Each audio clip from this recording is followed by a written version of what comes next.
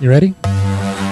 It's just another Friday, another end of the week Secret Stash. Secret Stash episode 4 starts right now. I'm in this bitch. Lewis is in this bitch.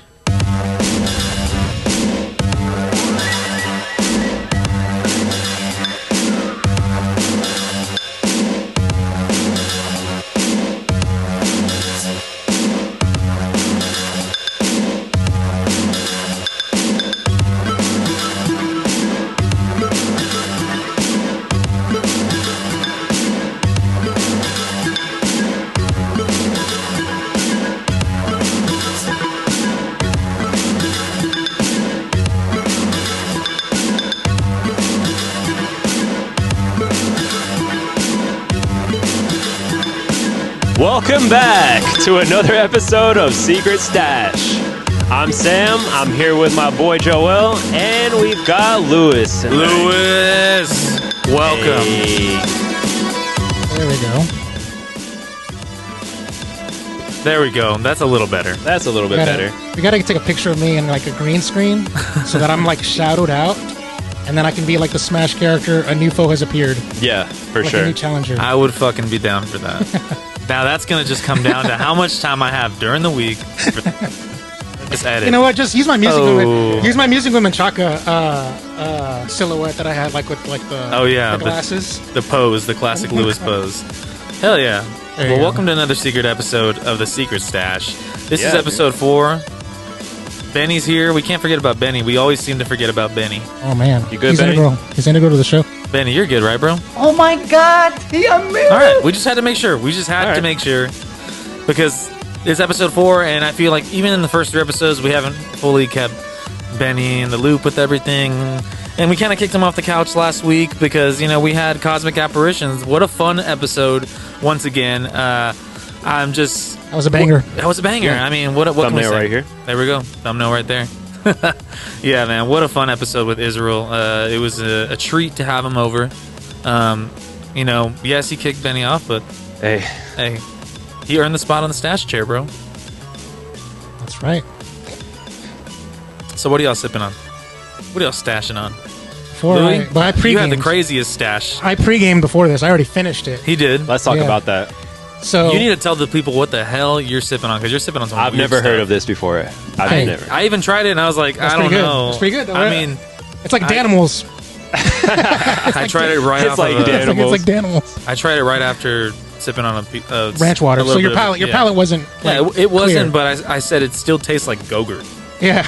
It's weird. So what I did was there's like this yogurt, this drinkable yogurt that comes in like little tiny little bottles, and it's called Yakult, Yakult or whatever. I don't know what it is, but whatever. It's like you can shake it and everything. Hmm. So you mix it with some soju, and I had some pineapple soju left over.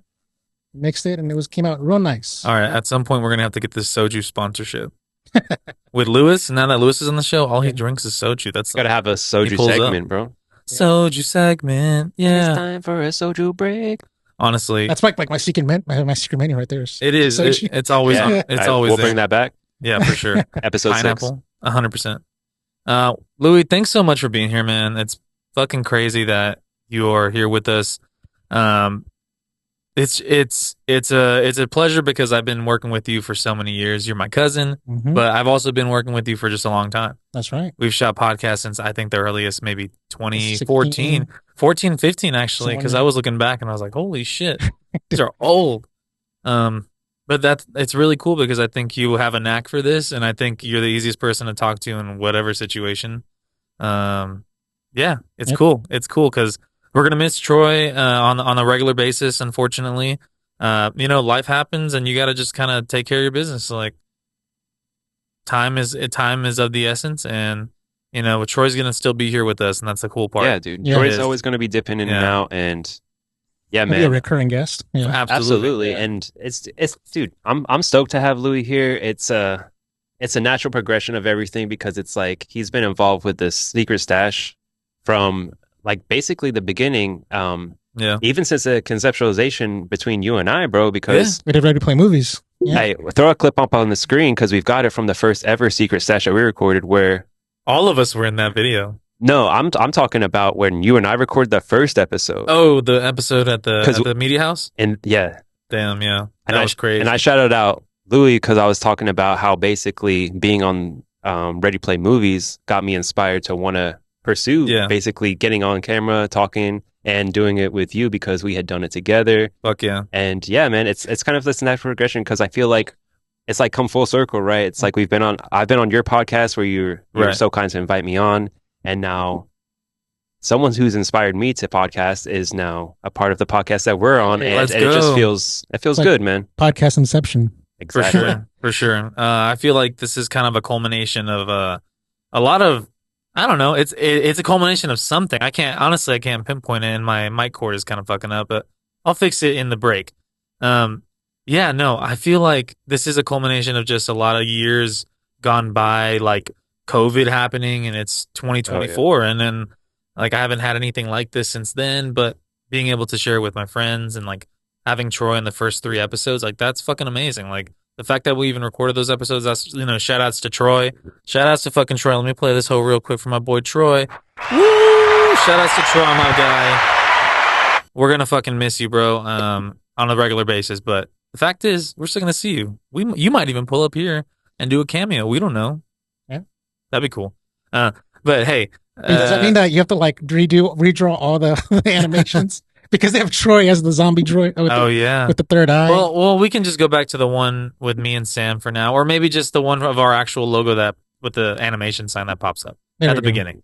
Or there might be a new one by next episode. Who knows? Hey, you never know. You never know. But hey, I just wanted to say thank you again, Louis. I'm sorry if I didn't give you a chance to respond, but man. Thank you, man. It's been a culmination because like we've been doing like so much media stuff together. We did music with Menchaca. You were like the music producer for Ready Press Play, Ready Play Movies. We ran Smash or Pass together. Like, damn, like what did we not do? Smash or Pass. And not to mention, like, I do remember recording episode 11 of Ready Play Movies like it was yesterday. Like Sam really shined because I spent the whole like the last segment of the episode like interviewing Sam. That was the one we did here? Yeah, we did it here. Fuck yeah. And I interviewed Sam and he really shined and I really appreciated that, obviously. But Troy, man, he was annoyed because he was like, man, stop dick riding. And I'm like, Troy, but this is a good time to like spotlight him and everything. And he's like, I appreciate you saying that I shine because I don't know if I did, but I really appreciate that. And I thought you were fine. I appreciate you having me on. It was, man, it was definitely the spark that created everything that's going on now. And we're here in the stash together and it feels like we're home. Yeah. The stash house. It's a home to everybody that steps right in, man. Benny made himself right at home when he first popped around. Louis, you were already helping me produce the show, which that was a big fucking hell yeah about that. I mean, thank you so much, Louis, for helping me do that. I mean, I'm gonna let that ring out. Yeah, you were already part of the crew, so putting you on with us is seamless. Yep, that's the best part. Absolutely, honestly. But yeah, how have you guys been? Y'all been doing good? How's this week's been? Crazy shit. Movies, shit. TV. A bunch of shit has been coming out. Trailers, movies coming out this weekend. And before that, real quick, that first song that we opened the show with, of course, is another Waz original, another Joel Perez original. It's my boy Waz. That shit was literally playing off of a studio app called Auxy that I just made this shit like 6 years ago. And I said, let me just fucking pull it out for the new episode. We got Louis, new host. Got to have a new song that I've never even exported, ever. That shit isn't even a file yet. So I'm going to find a way to make it a file. Brand new song for a brand new beginning. Exactly. And it's going to play at the end of the episode. So make sure you stick around. If not, just fast forward, get to the end of the episode, check out the song, bang that shit, hit a like, subscribe to the fucking show. Hit us with a like, comment, please comment. Even if you want to talk shit, comment, bro. That's what we want, bro. Talk shit. We love it. We love everything. Just fucking talk to us. We want to get this community going.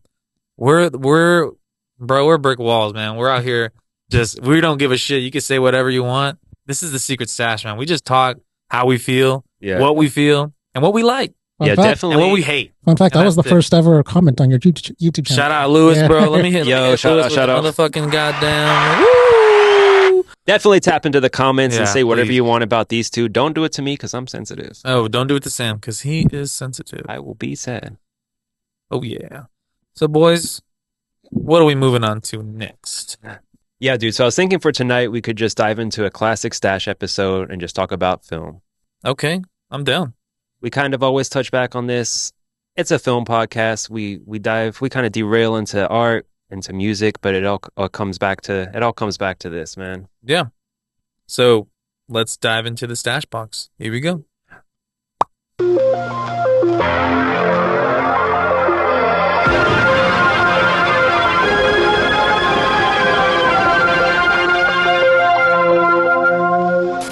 All right, so for the Stash Box, we should absolutely get into what I know Lewis has been talking about.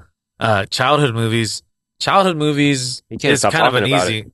He can't stop fucking talking about it. He can't stop saying a lot of shit. But but you know what? Let's actually dive into some childhood movies because I know Lewis has one in mind. He's been talking about it. It's about a couple of dumb guys. It's called Dumb and Dumber.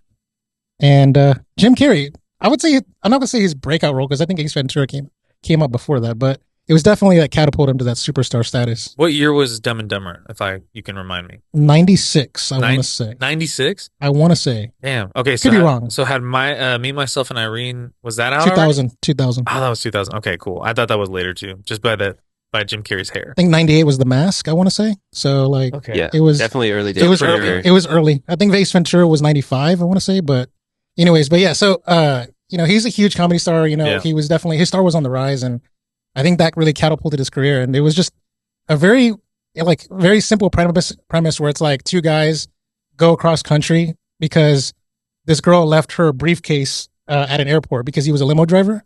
And so he was like, oh yeah, let's just go and drive to Aspen, Colorado, find her and give her back her briefcase. But the thing is, they don't know that that she left the briefcase on purpose because it was a briefcase full of money. Oh, because she was trying to pay like this ransom, but like Jim Carrey intercepted the ransom before the bad guys can get it, and so now this is like this cat and mouse thing going on where like the bad guys are on their tail and stuff while they're driving in this van that's like shagged out and like made to look like a dog or whatever. It was just a very funny, like very like raunchy comedy. The shagging wagon. Chicks love it. Yeah.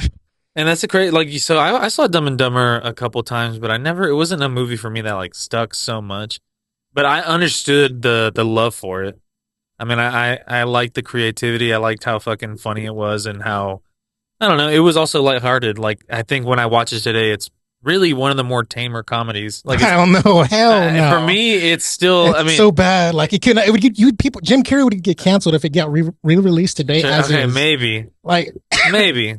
But I thought like some of the movies that Jim Carrey are way worse than in terms of he has some great improv moments in that movie, bro.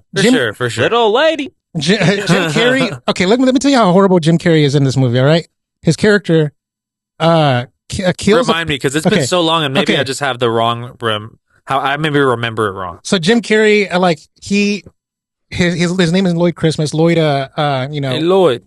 They lived in an apartment together. Him and Jeff Daniels. Yes. And they had a parakeet. But before that scene happened, the bad guys broke into their apartment and like they killed their pet parakeet to send a message, right? But the thing is, like they didn't show it off screen, but apparently he just like the bad guy just pulled the head off. No spoilers. The parakeet.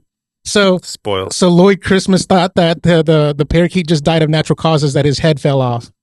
And so when they packed up to go to Aspen, before they left, Lloyd Christmas scotch tapes the head back together to the parakeet and sells the parakeet as a pet to a blind kid in that apartment building. Oh my god, that's how bad it was. What the fuck? Damn, that's a come up for that kid. Yeah, that kid came up. I'm just saying it's really bad. It's just god awful, but it was hilarious because the little they smash cut to the kid like saying "Pretty bird, can you say pretty bird?" I remember going to your house and seeing like you had an extensive DVD collection, like. Your whole house had just a bunch of DVDs. Like, you had the racks with the fucking DVDs just, like, stacked on each other and shit. Yeah. And I was like, man, this motherfucker has so many DVDs. Still have them. And I know. and he used to have his TV on the corner wall, like, in a stand. It was fucking crazy. But, yeah, like... I watched that movie a lot. I was on VHS, and I watched it on repeat. I feel like I remember seeing that on the DVD rack that you had. And even at your house right now, I do see it on the shelves. You have a shit ton of your DVDs. Like, you have all of them. Blu-ray, DVD and VHS is all in one He has bookshelf. them all ordered up. I like it a lot, dude. That's a big movie for me because growing up, that's another one for me. Childhood. That's one of the first movies that my mom showed me. So that's a movie that she obviously liked at the time. I saw it and I was just like, yeah, dude. The humor still plays off the kids because it's like the same thing. You see Jim Carrey, he's being silly. Dude, Jim Carrey, he's got slapstick. It's super over the top, and you can like appreciate it on that level. But when you watch it again later on, it's just like you understand the humor, everything within there, and like, yeah, dude, I feel like that's an outrageous movie, man. Like some of the shit they're talking about, and some of like the jokes and like the scenes in that movie is just like, yeah, man, don't you go dying on me. That was like my favorite part. Like I memorized all the lines and stuff, but my favorite part wasn't even like there was no dialogue. It was just a dream sequence where like Jim Carrey was daydreaming while driving at night, and he had this sequence where like he was this charming fella like to Mary Swanson and all, and they were at a dinner restaurant, and then like the butler the fight breaks out. The fight breaks out because the waiter is like macking on Mary and stuff like that, and he like gets like he just like throws his napkin down and just like challenges him to a whole ass kung fu fight. And it was really ridiculous and like over the top, and it ends with a fatality where he just like punches like and pulls the heart out of a guy and puts it in a doggy bag and gives it back to him. Yeah, there was so many good stuff. Man, I guess I can't remember a lot of Dumb and Dumber because I've seen it, but I'm like I don't even remember a ton of stuff in the movie. There's just so much stuff, man. Yeah, well, that's a good one. Jim Carrey, I feel like he absolutely is in my childhood movies, like in the movies that I saw when I was young. I saw. Like Bruce Almighty, Liar, Mask, The Mask, fucking Me, Myself, and Irene. Just everything. That one's probably one of my favorites, if not like my top three. Like Me, Myself, and Irene. He's so crazy because he has those multiple personalities. But yeah, I feel like Jim Carrey is definitely a goat when it comes to like movies that just landed right in front of us at the perfect time where we could like our parents were cool with us watching them. Where it's just like there's a lot of things in a lot of those earlier movies that like you said. He could get canceled for maybe, or it's just maybe a little way more mature for a kids movie than in a different time, you know. So it's like it's kind of wild to look back on it, but those movies were made. They're out here. They're going to continue to be out here, and it's like those harmless slapstick comedies that parents would be like okay with us watching. Yeah, whereas like Me, Myself, and Irene, I feel like was the transition of him going into the raunchier kind of side of comedy. Oh, it was crazy. That was So that's a whole different thing before like all the Dumb and Dumber, The Mask, all Ace Ventura even. Right. Yeah. Until he transitioned to that. Whereas Izzy loves Ace Ventura. Oh, yeah. Shout out, Izzy. Yo, shout out. Cosmic version. Well, yeah, for me, I guess. So then I like, if you have Jim Carrey in that, like I have for me, it was the Rush Hour trilogy. Specifically the 1 and 2. 1 and 2 were just, man, me and my brothers, my whole family, all of us, we can quote those movies till the day is done. Rush Hour, I mean, those movies are, to me, some of the best. It's one of the best trilogies of all time, but it's also one of the funniest, like, 1-2 punches of all time. Man, later on in the Stash Box, we'll get to another 1-2 punch, but today, right now, in the or filming in progress, I mean, but right now in the Stash Box, Rush Hour 1 and 2, I mean, for me, they're some of the best buddy cop movies of all time. Yep. You have Jackie Chan and you have Chris Tucker. They're at their peak. Oh my God. At their peak. I mean, Rush Hour 2 for me was just one of the absolute funniest fucking movies of all time. I mean, I could watch that movie every single day and it just has good, bro. I watched it so many times every year and it never gets old. It's like watching it for the first time every time. I have both those. I have Rush Hour 1 and 2 on DVD, actually. Of course you do. What do you think about the Rush Hour series, Sam? Dude, that's another huge one for me just growing up. Dude, especially Rush Hour 1, come on. Come on. And just getting to the other ones, it's just like, yeah, man, it's those kind of movies that are just like, they're almost like tame enough for you to watch as a kid. They wouldn't be made today. No, they just wouldn't be made. Yeah, canceled. They wouldn't like Jackie Chan dropped the N-word and, you know. Hey, we don't talk about that. Shout out to Jackie. Jackie just let it out, bro. And he was out here doing Jackie Chan adventures around that time. And then Don Cheadle was like, oh yeah, he was he had a Chinese restaurant on Crenshaw. That's like They would call The that. fake They would call money. that appropriation, like a cultural appropriation these days. If they were Oh. to do that, I mean, yeah. and not to mention, like there was just so many like problematic things that like when Chris Tucker was like macking on these girls and stuff like that. At the Oh, there was Well, for Rush Hour sure. too, In with- Rush Yeah. Hour, where he was like, where they were literally at like, it was basically like a prostitution spa. yeah, It he's like was like- you and you and then you. Oh man, There's like that's all. He's It's all. like, Everything would be like shouldn't broken. Everything would be like. He was like, her, she's got to come. Like, he literally was like picking him out. He's like, leave, what the fuck? Why are you getting in my way, man? He's just like, hurry up. Yeah, like so him like, and Jackie Chan were a match made in heaven. It literally, who would have thought that Jackie Chan and Chris Tucker were going to be the best, like probably the best buddy comedy or buddy cop movies of all time. For me, they're the number one. number one. They're the Yeah, goats. for sure. They're the standard now. And Because then at that point, it was what? It was like Mel Gibson and Danny Glover was at the That's number what I one was at the going time. to say. That's what I was going to say. They got dethroned. And they got dethroned. And they've tried a lot of times since then. bro. Bad Boys came close, but we're going to get to that later on. But I will say Bad Boys are the only Skip people two? that come close. Yeah. What about you, Sam? What's a childhood movie you think of? Dude, you know I'm gonna dive into something y'all even heard of before, because it's me. My childhood movie is Drop Dead Fred. Drop Dead Fred. I feel like I've heard of that. I've I've actually heard that of name. it too.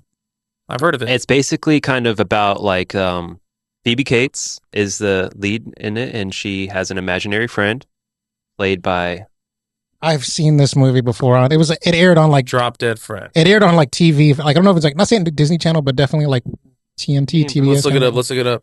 Drop Dead Fred. it's the the cast. lead guy. He's Drop Dead Fred, bro. He's the man. All right, let's check it out. Let's check it out. Is it like Alan? Oh, something? dude, I've seen something of this. I've seen the scenes actual- from this movie. Rick Mail, Phoebe Cates, Ashley Peldon, What's his Marsha name? Mason, Carrie Fisher. Oh, Carrie bro, Fisher. and Princess Leia's in this one. Yeah. Damn, Tim Matheson. Pretty sure you brought this up before. Actually, no, I remember. I remember it. You brought it up in episode 11 of Ready Play Movies. Oh, really? Yes, you did. Did I describe it? Yes, you did. Damn. Shout out. But no, Drop Dead that's just Fred. one that comes to mind because it's my favorite childhood movie. It's something like me and my cousin watched a lot, and we So what still happened? to this day like kind of reference. And it's kind of like about like I would say maybe she's like in her early 20s or so, kind of like going through some shit. She's like going through like a recent split from can't even think of Like the a actor. relationship or what? Yeah, basically going through a divorce in a sense. And it's like a lot of like regression, I think. So where it comes back to like she goes back to stay with her mom, and she finds this little box, and in the box is where her mom as a child locked away Drop Dead Fred. Oh He shit. finds the box.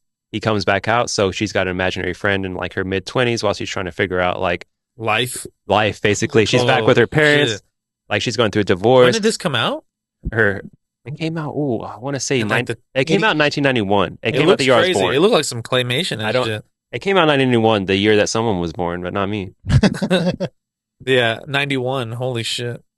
But yeah, dude, I really like the cast. It's kind of like a movie I feel like at the time was, I mean, I know that it didn't get a lot of love when it first came out, and it kind of like gathered the cult following. Well, maybe we should show us some love. By Show us putting some We're love, putting it dude. here in the stash box, baby. It's part of the stash box library forever now. It's like basically an American like comedy where they brought in a lead like British comedian, like So, male, yeah. Alan Mail. I have it right here. Check it out. Check it out. Check it out. Cast. Rick Mail. Rick, that's right. Yeah. Rick, yeah. He looks scary. So yeah, dude, it's basically like an American movie where they brought in like a British comedian lead because he was from this show that I didn't grow up on. My dad grew up on it and tried to put me onto it a lot called Yeah. The Young Ones, which was like a British sketch comedy show where it had like a punk character, a mod character, like these kind of like different alternative music characters. Right. And he was the punk guy who was like his physical comedy was on another level. And he brings that to this movie. Okay. So that's why he's perfect for basically being an imaginary friend. But it's the same kind of thing, right? It's like the Dumb and Dumber for that. It's like I saw this character that was bright and exuberant and kind of over the top in this comedy that wasn't necessarily suited for kids, but kind of played it off in this way that was, I don't know, kind of like whimsical and playful that kind of gets you into it. Right. Imaginary friends, bro, come on. I You think got- there's an imaginary friend movie out right now, like a Disney animated one, right? Yeah, It's called like If. it's called Oh, If, yeah. and it's coming out like in a couple weeks. with Ryan Reynolds. Ryan Reynolds, See? John It's Krasinski it's directed coming it. even now. It's a thing even now in today's age, bro. Yeah, dude. But And this then- one's kind of more centered around dealing with like mental health and imaginary Yeah. friends because, yeah, dude, Imaginary- the visuals in this and everything. I just want to shout out Carrie Fisher. She's also in this. Hey, Imaginary R.I.P. Friends seems to like that premise seems to always like lends itself to like mental health because there is another imaginary friend movie that I can think of that I watched as a kid called Bogus, starring Yes, yeah, Whoopi yeah, yeah. Goldberg and Haley bro, Joel I've Osment. never seen That's a great one. Haley Joel Osment. Yeah, he was the kid. Shit. Haley Joel Osment was the kid, and then Whoopi Goldberg was like the I've never mom, seen this adopted or mom. heard of it. and then it starred Gerard Depardieu, a European motherfucker. Yeah. What so the fuck? As as the Bogus. as Yeah, Bogus, yeah. What the fuck? And yeah, it was all about dealing with trauma and stuff like that. Never seen it. Shout out to those movies. Then I gotta throw those in the fucking stash box. Throw it in the stash box. Yep. Dude, Drop Dead Fred, so close to home. And if I could ever remake a movie one day, it would be that.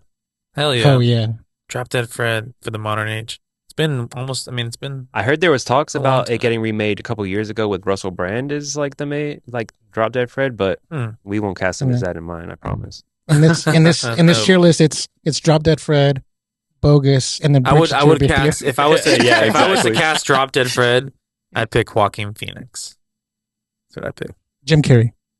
Or yeah, Jim Carrey's a good one too. And moving on. Yeah, well, that's cool. Like, I mean, I'm sure like we have a lot of. I mean, if we're talking about childhood movies, we have a billion honorable mentions because Oh, dude. most of them we could talk about any given one. For me, if Shout I'm out to Batman. You Shout know, out to Power shout Rangers. out, let me shout out one comedy. I saw this comedy at this movie theater at the Gran Plaza here in Fort Worth at Town Center. Back in like 2007, I was in like 5th grade, and my friend, his sister, she was 16 and she worked at this movie theater called Cinema Latino, which was the fucking Mexican theater where you could just It's either dubbed or They- subtitled. Yeah, they had microwaves where you could bring your own microwave Oh my popcorn, God. just heat up your own popcorn, bro. It was that's the best. crazy. Damn. And yeah, bro, it was badass. And we had tickets to the movie The Comebacks. And that movie for me is one of the funniest, like parody comedies, like epic movie, disaster movie, like all those fucking movies. It's to me one of the best, like, because it's just a parody on a sports, like a sports drama, right? Like Remember the Titans or Friday Night Lights and shit like that. And it's just so fucking funny. ACL, you get out there and you tear it up. Tear it up good. Me and my brother, like, dude, the guy that plays Trotter in the movie, like, Trotter, here comes Trotter.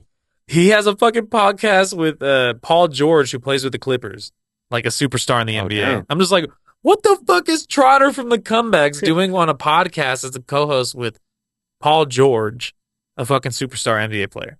But getting back to the movie, like, that's just another childhood movie that I remember a lot because I saw it in theaters as a kid. My mom just dropped me off at the town center at, an 11-year-old. I worked at the trusted movie me theater then? when that came out, and I watched it. The Comebacks was hilarious. Oh my god! It has Carl Weathers, R.I.P. He was the coach for the other team, and he was like, "Hey, coach, that's all you do, coach. You lose." And he's just, it's hilarious. It has so many actors that I love. Eric Christian Olsen. Yes. Oh my god! Like, There Camp. was David went- Kocher. He was the quarterback, right? Yeah, He went yeah. to Camp Fumblewatha. And then he's like, "What are you eating in that picture?" And he's like, "A Butterfingers," because he always fumbles the ball. But he's always eating Butterfingers. No wonder. Dude, it's one of the funniest fucking movies of all time. And I'll always shout out the Comebacks because the Comebacks is hilarious, bro. It's a goat. But yeah, that's my little honorable Yeah, it's a good one.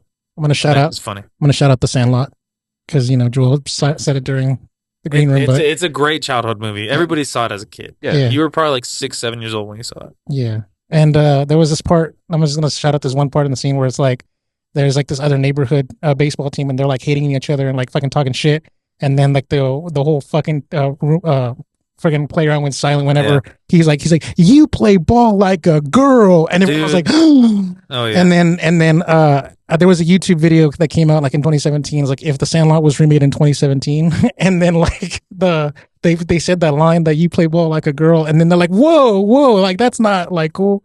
The YouTube video was really, really good, and then they had the actors that they look like their parts. I'm like, holy crap, they had lookalikes and stuff. It was really good. Chef's Kiss. But yeah, Sandlot. Sandlot. Dope movie. Yeah, shout out Sandlot. Not even Sandlot. Like baseball movies in general, dude. So many good baseball movies. Angels in the Outfield. So many of them. The Benchwarmers, dude. Oh yeah. Benchwarmers is another good one. Fucking hilarious. Rob Schneider, probably one of his last good movies he ever made. True. Dodgeball. Dodgeball. Oh, Fuck. Vince Vaughn. Ben Stiller was Ben the best. Stiller. That's a go. Damn. Damn, that's a whole lot. That's a whole last topic. But whatever. Go.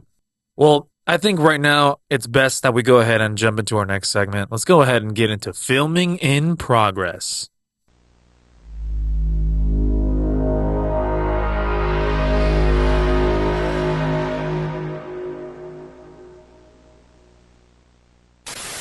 All right. So filming in progress is a segment where we talk about upcoming movies, trailers, anything that we're looking forward to. And for me, I'm going to talk about a movie that I'm not necessarily 100% looking forward to in like the traditional sense. I'm not usually hype, but like I'm intrigued. Color me intrigued. Okay. Okay. It's a movie called Megalopolis.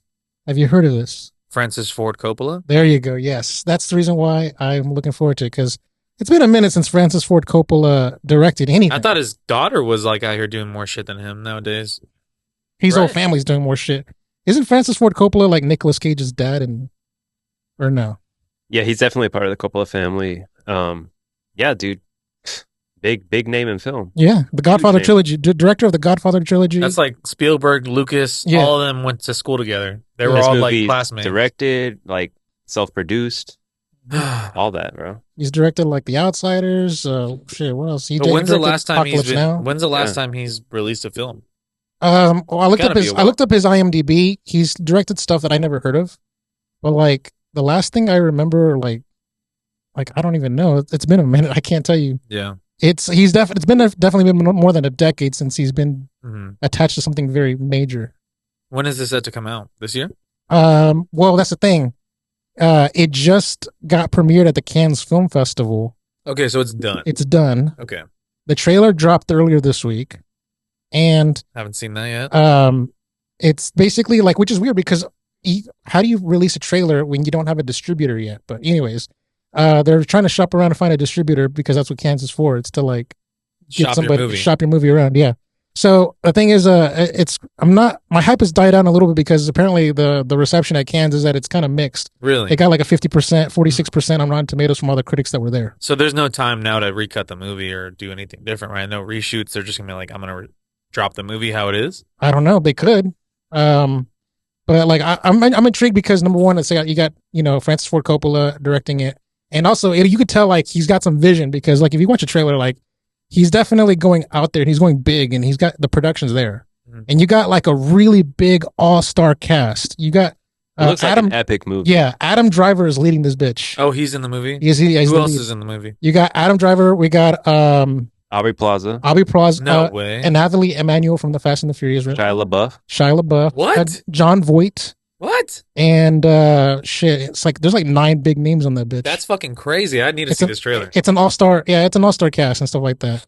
I need to see the trailer. And the premise of the movie is kind of interesting. It's it takes place after an apocalypse or some kind of like I don't know, like fucking raining Explosion or what? explosion, like comets or something like Meteor that. shower. Meteor shower, some kind of cataclysmic event destroyed New York City, and I believe Adam Driver is an architect and he wants to redesign and rebuild New New York City into this utopia.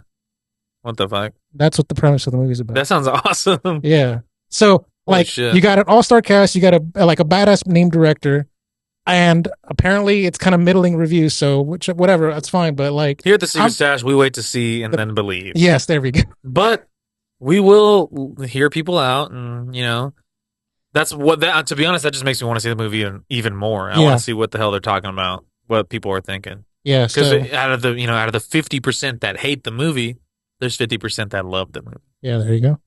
So there's not going to be a lot of people that are going to love my pick. All right.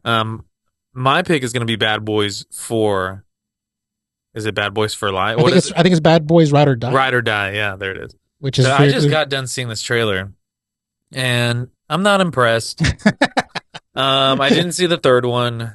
but I feel like I don't need to see the third one to see the fourth one. I mean, like to me, it ended at 2, so I don't know. I don't get really excited for these movies, but this one has my curiosity in the sense that like they're the ones being framed, and they're the chief has been like corrupt the whole time or some shit. And I'm just like, it never seemed like that in 1 and 2. It seemed like they were out here trying to do good in the sense. I was always behind Martin Lawrence, and I was always behind and Will Smith, and Mike Lowry. Fucking what was Martin Lawrence's character again? Or Mike? No, Mike and what the fuck is Martin Lawrence's character's name? Holy shit! That's fucking crazy. Yes. I feel terrible. Everyone knows Mike Lowry. Either way, I love the movie. I'll look it up. It doesn't matter. Anyway, I think the Bad Boys. Penis Mick Cockburn. By the way, I said this off camera, but like I said, they named them wrong because Bad Boys 3 is called Bad Boys for Life. Right. So Bad Boys 4 should have been called Bad Boys for Life. Bad Boys for Life. Yeah. No, for sure. But Martin Lawrence's character is what the fuck? You're gonna say it, and I'm gonna be like, oh my god. Marcus. Yeah, Burner? Marcus. Yeah, it's Marcus. Yeah. Will Smith fucking yells Marcus so many times in the movie. And I don't know why I forgot that. But Bad Boys, Ride or Die, it has my interest because I just want to see what kind of... It's like they've already greenlit Rush Hour 4. So I feel the same way about Rush Hour 4 as I feel with this. I feel like I don't know how it's going to go. More so for this movie. More so for Rush Hour, but I kind of feel like this movie's going to be super mid, and it's going to feel like it's like a little too late for this to be coming out. Because... I really just didn't I didn't even have any interest to see the third one, so that's why I still feel the exact same way, because I feel like it ended at 2. The first 2 were so great. Yeah. Bad Boys is, to me, the first 2 are just like some of the most entertaining movies I've ever seen. Because Michael Bay directed 1 and 2. Let me see if he directed the third and the fourth one. No, there's no way he did. I think he maybe produced them, but he did not direct them. There's absolutely no fucking way he did. Yeah, he did not direct 4, no. It's not Michael Bay. Damn. No. He's done with these. He's just taking the fucking money from these, producing that shit. But yeah, I don't know. We'll see how that goes. I might go watch it if I have a Cinemark credit. Shout out Cinemark, please sponsor us. I've been subscribed for y'all for a long time. But yeah, again, I might go see it if I have enough credits. There you go. Shout out to a great endorsement for Filming in Progress. Yeah, absolutely. One day I would hope they sponsor us. There you go. Shout out Rush Hour 4. What about you, Sam? Anything you're looking forward to, or something that's about to come out? Maybe it's out already. Yeah, dude, I'm pretty stoked on the new Strangers movie. Just kind of Chapter based 1. off, Chapter 1, the whole remake after all the remakes, kind of whatever came out after that. Kind of like, what's the point? I don't understand the premise because when I saw the trailer for Strangers Chapter 1, I thought there was going to be a prequel to the Strangers from the movie from 2008. Right. But it's not. It's not a prequel. I haven't even seen a trailer. So from what I understand, they're kind of like following. Did you all ever see the Fear Street stuff on Netflix, where they kind of did like they filmed like 3 movies in one and released it? Like, kind of gradually. I don't know if I did. I think they're trying to do the same thing with like the Strangers and kind of be like, this is their introduction, this is their backstory, this is the first chapter, and then they're going to release like maybe chapter 2 next year, and just like the following kind of gradually release those. Huh.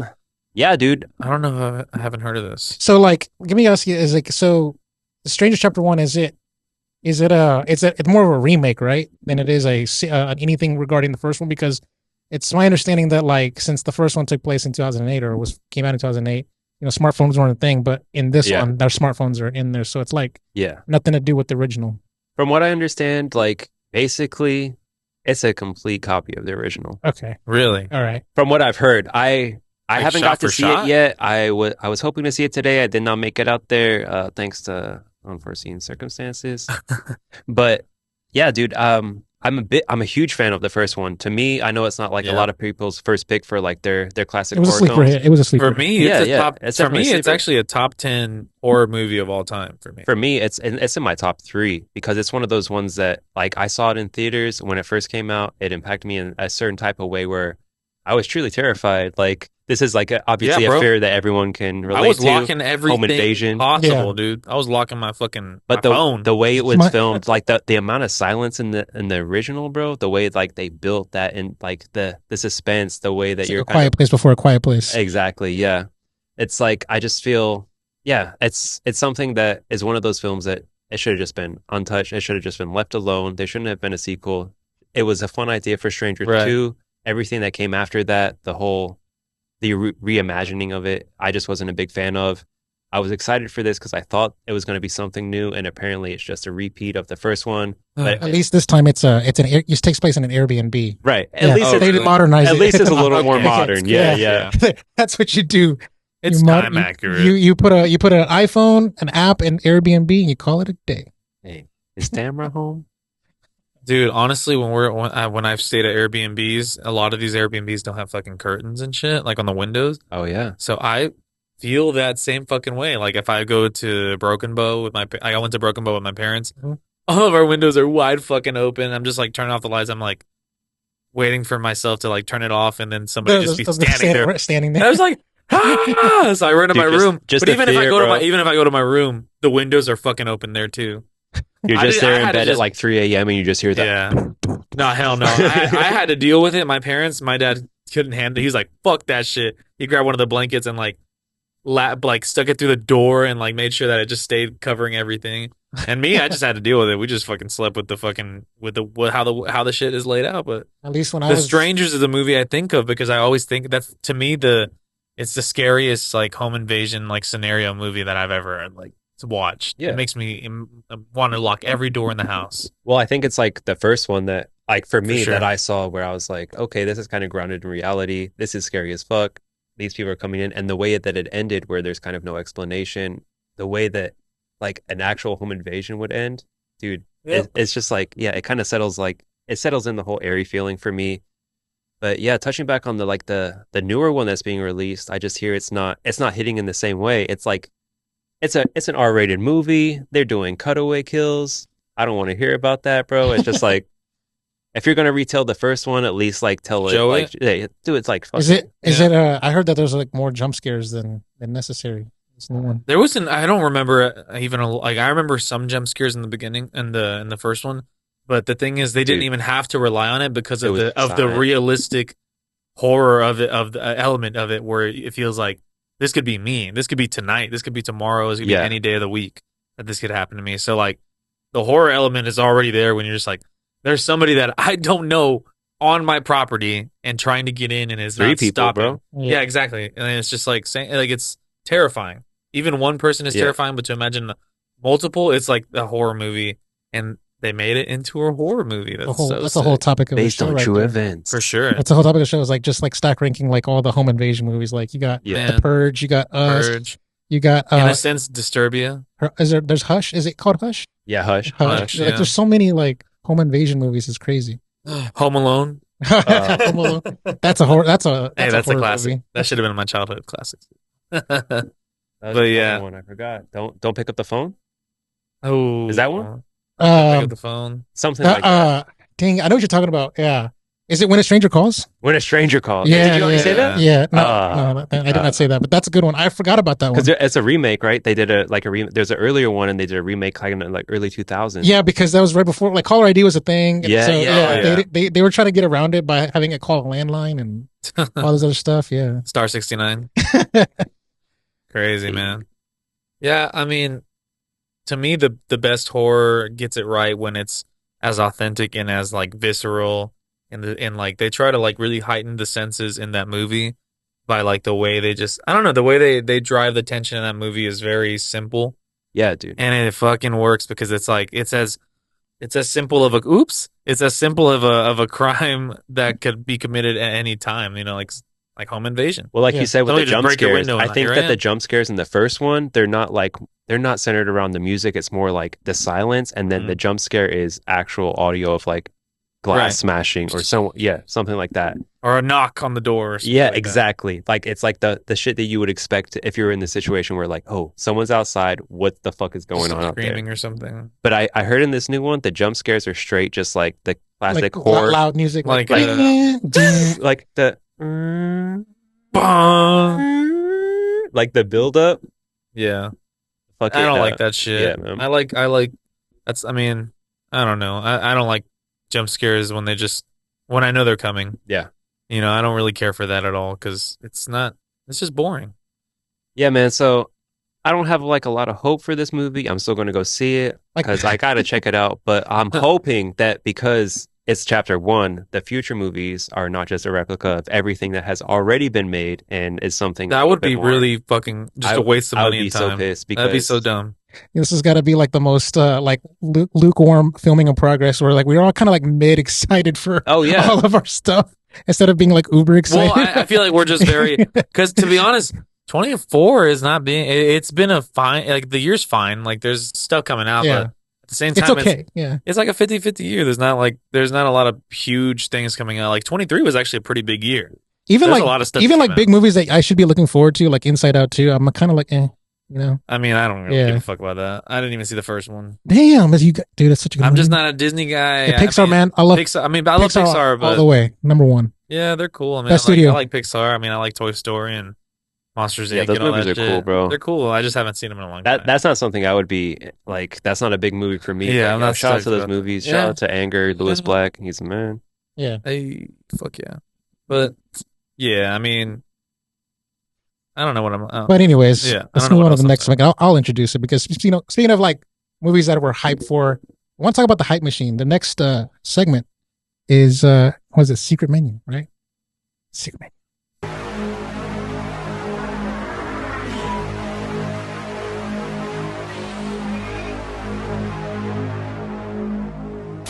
Yeah, so Secret Menu is basically where the segment where we talk about like things that are like kind of like food adjacent. And so for this topic, it's what makes us hungry for film, right? Mm-hmm. What's like what is it about movies that gets us hyped? Obviously, trailers, right? But okay, here's the thing. Actually, I actually don't even put trailers. I put trailers at third place. Okay, let's go. What is first place then? First place is directing / actors. Because like I'm of the old school mentality. I believe in movie stars. I think these days with IP, like movie stars are not so much a thing anymore. But for me, like if I hear like Brad Pitt's on something, I'm like, you got my attention. Like Will Smith, okay, yeah, like there's the star power. Tom Cruise, okay, all right, what's up? You know? Yeah. Okay, star power. Number one. Who's going to be directing? Who's directing it? Yeah. Who's starring in it? That's number one. Yeah, that's big, man. The number two, premise. Because sometimes I can actually like be sold on a movie on the premise and not having watched the trailer. Let me ask you a question. When you saw the After Earth trailer, did you want to see that movie? I kind of did. The trailer actually kind of was good. When you saw it, we're like, this is the worst piece of shit I've ever seen in my life. Yeah, because the trailer, they cut a good trailer. I mean, they didn't just cut a good trailer. They marketed the shit out of it, and they also had a star power. Yeah, Will Smith, Jaden Smith. I don't remember who directed it. M. Night Shyamalan directed it. Yeah, and that's what I'm saying. Yeah, that's why I say that's a good example. Yeah, it's just like, and then like, because here's the thing: the best that trailer was good because he's like calming Jaden Smith down. He's like breathe, and he's hyperventilating. He's like breathe, and then all of a sudden he gets whisked away with like like that was crazy. Like that's a good trailer. I'm not gonna lie. Yeah.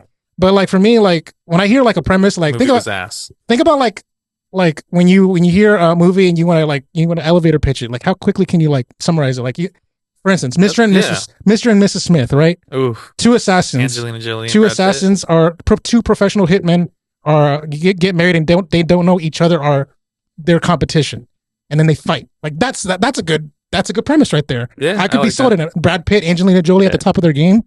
Like Glover. Yeah. So not the Amazon one. I saw the first episode of it and I was kind of like meh. And also, it's not even the same premise. They both know each other are hitmen, and it doesn't make any sense. Anyways, so for me, like you can like just give me the premise, and if it's original, you got my attention. That's kind of how like the reading the back of the book. Yeah, exactly. If that can hook you.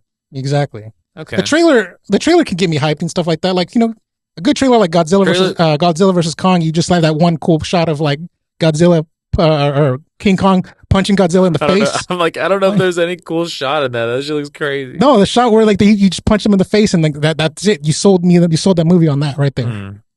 But for me, like that's like I said, that's the order in which I prioritize importance of like getting me hyped. Me, I agree. But in my sense, sometimes you want to see you want to see who's attached to the project. That's very important.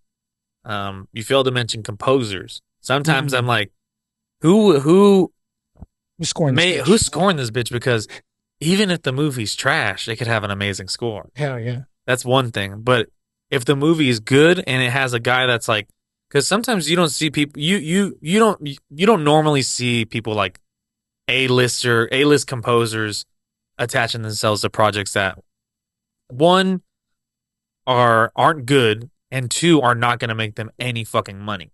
You know, they want to attach themselves to projects where I can make money, but I can also flex my creativity. And I think composers are going to look at projects like with a lens of like, I'm going to look at this and I have to read it and it has to be good, because if it's not good, how can I write to it? They have to read it and be like, it's like they have to read it like it's a book. They have to get the tone right. They have to understand what the tone is. Yeah, before they ever write a single note. Yeah. And then they have to just fall in love with it first. So I think a composer is an assistant director in a sense, an assistant editor, and like they have so much of how each scene gets played out. Because sometimes there's a composer puts out, they're writing maybe as they've read it, and maybe they haven't shot anything, but the script's done, and the composer's writing, and there's no shots yet to be done. So how the composer's writing can affect how the fucking script maybe gets shot, or when there's improv shots during shoots, maybe they take the other shot because they're like, oh, well, maybe this fits with the way this guy's writing this song really quick, because I went to go to the studio and listen to him and listen to what he's working on. Right. Because work starts being done as soon as you get the project. Yeah. As soon as these motherfuckers get that contract and they're like, okay, Ludwig, okay, Hans Zimmer, you're gonna score this Batman 10. You're gonna score the Batman 20,000. Like, this is your score. Go ahead and start working on it. Well, here's a script. Read it as many times as you can. Have your assistants fucking notate it. Have them read it. Get as many notes as you can from people that, that's what they have the budgets to do that. So I feel like composers are so important, because people don't realize that to me they are absolutely the ones kind of also working hand in hand with the directors and the producers, because they're like, this is how we want this movie to be. Because if you have a great movie with the trash ass score and no atmosphere and no real like sense of tone to how the movie flows scene to scene, you're fucked, bro. Because scores are so important. Scores are so fucking important. But yeah, that's what I would probably hype me up, is when I see a composer attached to a project. Nice, dude. Yeah, man, I kind of feel the same way, like that both y'all are talking about. I like the rollout of everything, where it's like they're presenting like who's going to be attached to this, like who's directing it, who are the actors. Like, for example, there's a new Ari Aster project coming out, Joaquin Phoenix, all these actors that are attached to it that he's worked with before. Mm-hmm. It's going to be great. I don't even know, like I'm excited already just hearing that. So that's a big thing for me. And then kind of playing off what you're saying, for you, obviously a composer would stick out. And for someone like me, like a DP stands out. So who's going to be like who's going to shot by shot? Right. How's it going to look? Yeah. How's it going to look, bro? Who's the director of photography? Who's going to who's going to be composing the shots? So like, that's something that I like to kind of check the resume out. Yeah. Check the resume, see how it's going to look based off of everything with who's going to be directing it, who's going to be acting in it, the DP. And that's kind of how I like to build a little, like I don't know, man, like a little premise of what's coming. Yeah. I kind of wish that the writers became like superstars. The writers, the thing is, they should be the main superstars. They just get the shit end of the stick a lot of the time. Because like sometimes there was this one writer in like the late 2000s that was becoming a bit of a superstar, and she's still kind of working today, but her star has fallen. But I don't know if you know who Diablo Cody is. I don't. Diablo Cody wrote Juno. No way. She also wrote Jennifer's Body. Elliott Smith. Elliott Smith. Yeah. Wait, no, is that?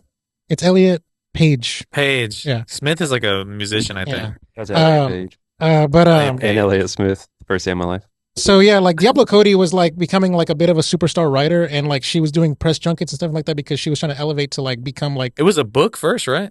Or no, Juno wasn't a book. I don't know. No? I thought she just wrote it herself. Like, okay, I don't know why I was thinking it was a book. But basically, she was like the screenwriter and stuff like that, and I feel like she did what she would for screenwriting. Like, there's a lot of actually famous like writers, but most of them are like television writers that I can think of off the top of my head. But I feel like sometimes if you have an original premise, original script or whatever, the writer could be the one who can like be like from the writer of or whatever, or from the producers of that kind of stuff. I feel like that could really like be a good way of marketing a movie. But for sure, there's just, Hollywood doesn't seem to want to do that. Well, writers are the writers are in a kind of a weird position because it's a double-edged sword, because they have the power and don't have the power, because they write these pieces, at one point they're going to have to submit it, and it's going to have to be the property of a studio. Oh, yeah. And so then they have Or the authority they'll to write do notes and right, rewrite and it. then they have the authority to do anything. And no matter what you say, at the end of the day, now you've lost that control. So whether writers, it's tough to be a writer, and so a lot of the time they don't get their shine. That's why Quentin Tarantino's the best. He's a writer, director, producer. He does it all, man. He's he's one of the goats. He really is. He's produced a lot of great movies that he didn't write, right, and that's another thing too. He's also a great producer. Boy Q, that boy Q. But yeah, man. And then and since we're talking about like these types of we're kind of on this subject, I wanted to talk about like another thing that can maybe get you hungry or doesn't get you hungry. But to me, it's kind of controversial because it's another double-edged sword, and I grab my drink, so it's empty. It's another, to me, it's an absolute double-edged sword. Ensemble cast can be the best thing ever for a movie, or it can be the absolute detriment to the movie because you're just trying to maybe sell it. There's examples of this, good and bad, but right off the bat though, when you see a trailer. Especially when it ends, when it goes up, boom, boom, boom, boom, boom, boom, and it shows Megalopolis. That's what happened with Megalopolis. There's like 15 names around. Right. And so that's what I'm saying. Does that get you excited? Does that sell the movie for you right then and there? Hell yeah. Or does because like I said, like ensemble casts don't have to necessarily be good. What was that one with like Taylor Swift where she gets run over in that movie? Oh, it's Valentine's Day? I don't know. No, not Valentine. No. It was like an old time movie. It's Valentine's Day. Yeah, I know Taylor Swift. What's it called that? It's called Valentine's Day. She did a movie with Taylor Lautner. No, it's not that at all. It came out like 2 years ago. Oh. It was she's like a cameo in it, but it has like Chris Tucker or Chris Rock or somebody in it. It's an ensemble cast. Like basically, I saw this trailer in the theater and I forgot what it's called. Okay, Date Movie 2. And it was just like and I heard it was just trash, and I never ended up going to see it. But here we go. So ensemble cast for me, I think it gets me excited, but I just wanted to see what y'all thought. Like, is that something that when you see it, hey, is this something that you really get into? Here, can't find the thing, but you're looking for. Is it Cats? No, fuck no. Because she did that one. But, hell no. Yeah, no, I don't know. It's not that important. But basically, anyways, ensemble cast. Okay, when I think of ensemble cast, like I always think of like the good ones. Like for instance, like when you said ensemble cast, the first thing that came to mind was this movie called Magnolia, and it starred like Tom Cruise, John C. Reilly, and a bunch of other motherfuckers. There's like so many of them I can't remember. Yeah. But like, I feel like for me, there's like good ways of doing ensemble cast where like Magnolia, and then there's also bad ways when you think of like Valentine's Day. Yeah. That's like a bad way. Like Julia Roberts had like 2 minutes of screen time or whatever, but it's like a majority, like, or like New Year's. When I think of like a bad ensemble cast, it's like when you can tell like a majority of the actors never spent a day on set together. Oh, you know what trailer that had an ensemble cast that I was like, oh, that's gonna suck. When I saw it, it was that one with Daisy Ridley in the train. What was it called? That movie didn't suck. It was Murder on the Orient Express. Yeah. I liked that movie. That was a good movie. Man, that shit was trash. Murder on the Orient Express was a really good movie. That's an Agatha Christie novel. I didn't think it was that good. Damn.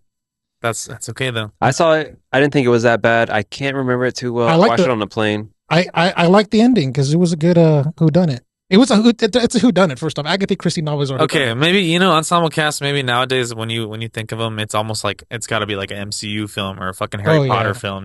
Because those are all like, especially when like big actors get attached to big properties. That's like there's like that was like a little bit of a hack where you can greenlight a movie because of who's attached. Yeah. And so when one person gets attached, then like that you can convince somebody else to join the cast, and then like there's like so there's a movie called, I think it's called Movie 42. I want to say 27. Is it 27? Movie 27. It's called movie and then number. Yeah. Huh. And there's a bunch of like crazy. You got like, Johnny Knoxville, Sean William Scott, Hugh Jackman with the Hugh Jackman. Yeah. There's like a whole bunch of movie actors and stuff like that, but they all like basically did one scene or two scenes or whatever. Okay. And like the whole premise of the movie is like it's like a sketch comedy like thing where like there's Hugh Jackman has a ball sack chin, and then there's Seth MacFarlane's in there dipping into his soup. Yeah. There's a whole bunch of people, but basically like the way that movie got greenlit in the first place is because somebody got in, and then it got the ball rolling so for other people to get in. They were like, oh, he's a part of this. I'm in like that kind of stuff. So that's how that was a bad way of getting a movie greenlit. And the movie sucked. Like it was a really god. It was like day movie. Damn. But worse. Like it was one of the worst movies I've ever seen in my life. And I watched it when I was worked at the movie theater. Thank God I didn't have to pay for the ticket. Of course. AMC. Shout out AMC. So yeah. Fuck you, AMC. But yeah, man. A big ensemble cast for me. Like I always touch back on these directors, but it's just like hey man, Wes Anderson is a big person. Oh yeah. Who does ensembles. Mr. Fox all was his a huge movies, one, bro. Everything. It's like everything. Royal Tenenbaums, like a freaking. Dude, that David Lynch, Tim Burton, all those type of directors, bro. Like, yeah, huge ensemble cast. Oh yeah, but Tim Burton, they know how to set up a cast. But the movies, dude, they play out, and it does. Especially Wes Anderson, like he can do that where it's like these characters are all in this movie, and I can put them in another movie, and they're completely different characters. And yeah, like that's something that gets excited. It depends on the director, depends on who's attached to it, especially if it's someone like that where they're knowingly doing that and like you expect it from them. So it's like it's a little something. It's like, oh, he's dropping this movie. This is the lead, but I know this is going to be the cast behind them. So yeah, Wes Anderson's a big one for me, especially too. Yeah, a lot of the filmmakers I'm into are huge ensemble cast directors. Fuck yeah! I mean, nowadays, I feel like that's the goal for studios. They got to sell movies, and the goal is to get it. Like Mad Max is a new one that has kind of an ensemble cast. I mean, the leads are Anya Taylor-Joy, and you got Chris Hemsworth, and those two alone. Like sometimes your two leads can be the ensemble cast. It only takes a few, but you know, whenever you see it go boom, boom, boom, boom, boom, boom, and that's how they really try to sell you the movie. I feel like that's a tactic that is continuing to work for a lot of people because obviously it works for Louis, but does it work on you though? My question. It doesn't work on me because, like I said, like it doesn't sell. It doesn't make me like. It doesn't flick a. That's what I'm thinking. It doesn't flip a switch to make me be like, oh man, I have to see that because of who's in it. Yeah. I have to honestly because there's going to be initial reviews of the movie that are going to come out, and me, I'm not a huge review guy, but I definitely still find some interest in seeing what other people think. I don't care about the number. I want to hear what people are saying about the movie. That's another good one. I'm still going to go see it. That's another good one to segue right there. Like when you talk about like, you know, the rollout process, what makes you hungry for film. Does a review turn the table for you where like you watch a review and you had no plans on watching the movie, but suddenly you see a reviewer and they give it glowing reviews and then you're like, okay, fuck, I need to check it out. 100%. I mean, Chris Duckman. Jeremy Jahns for me. Dude, we're such fucking polar opposites. And you know what? I still watch Jeremy's interview or reviews only for the reason of seeing what his point of view is because his point of view is so unopinionated. It's just kind of like as fucking random. He's always like sipping some scotch or some shit. Like he just doesn't care. He cares, but in the most nonchalant way. But if it gives an Awesometacular, you know for a fact that it's gonna. If you got to be honest, I trust an Awesometacular. And the second one, the second best, worth buying and owning on Blu-ray. On Blu-ray, right? Those two. I don't want a dick ride though, because I'm not here to dick ride Jeremy Jahns. I'm just saying his system. There's also Angry Joe. Yeah, I don't watch him. I have actually never cared for Angry Joe. Okay, but. When it comes to Stuckman, I feel like he's a filmmaker, right? So he took the new, his new format of the show of his channel of, hey, I'm not gonna shit on any movies that if I don't want to talk, if I don't like a movie, I'm not gonna talk about it. I'm only gonna talk about the movies I want to talk about that I like.